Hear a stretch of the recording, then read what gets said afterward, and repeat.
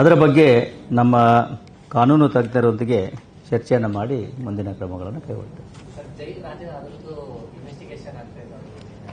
ಜೈಲು ಇದ್ರ ಬಗ್ಗೆ ಈಗಾಗಲೇ ಗೊತ್ತಿರೋ ತನಿಖೆ ನಡೀತಾ ಇದೆ. 3 ಪ್ರಕರಣ ದಾಖಲಾಗಿದೆ. ಅದರ ತನಿಖೆಯನ್ನ ನಮ್ಮ ಸೌತ್ ಈಸ್ಟ್ ವಿಭಾಗದವರು ಮಾಡ್ತಾ ಇದ್ದಾರೆ. ಜೊತೆಗೆ ಒಂದು ವಿಚಾರಣೆಯನ್ನ ರಾಜ್ಯ ಸರ್ಕಾರದಿಂದ ಘೋಷಿಸಲಾಗಿದೆ. ಅದನ್ನ ನಮ್ಮ ಅಡಿಷನಲ್ ಸಿಪಿ ಕ್ರೈಮ್ ಚಂದ್ರಗುಪ್ತ ಅವರು ಮಾಡ್ತಾರೆ.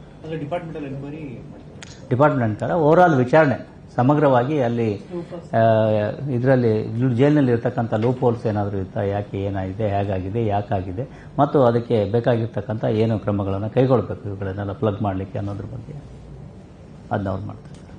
ಇನ್ನೂ ಒಂದಷ್ಟು ರಿಪೋರ್ಟ್ಸ್ಗಳು ಬರಬೇಕಾಗಿದೆ ಸರ್. ಯಾವುದು? ಸಿಎಫ್ಎಸ್ನಿಂದ ಕೆಲವು ವರದಿಗಳು ಇನ್ನೂ ಬರಬೇಕು. ನಾನು ಕೇಳಿಲ್ಲ. ಸಿಎಫ್ಎಸ್ನಿಂದ ಕೆಲವು ವರದಿಗಳು ಬರೋದಿದೆ. ಬಟ್ ಅದೇನು ಪ್ರಮುಖವಾಗಿ ಏನು ಬೇಕಾಗಿತ್ತು ನಮಗೆ ಎಲ್ಲ ಸಾಕ್ಷಿ ಆಧಾರಗಳು ಈಗಾಗಲೇ ದೊರಕಿರೋದ್ರಿಂದ ನಮಗೆ ಗೊತ್ತಿರೋ ಹಾಗೆ ನಾವು ಪ್ರಕರಣದ ಅಂತಿಮ ವರದಿಯನ್ನು ಈಗಾಗಲೇ ನ್ಯಾಯಾಲಯಕ್ಕೆ ಸಲ್ಲಿಸಿದ್ದೇವೆ. ಓಕೆ, ಧನ್ಯವಾದಗಳು.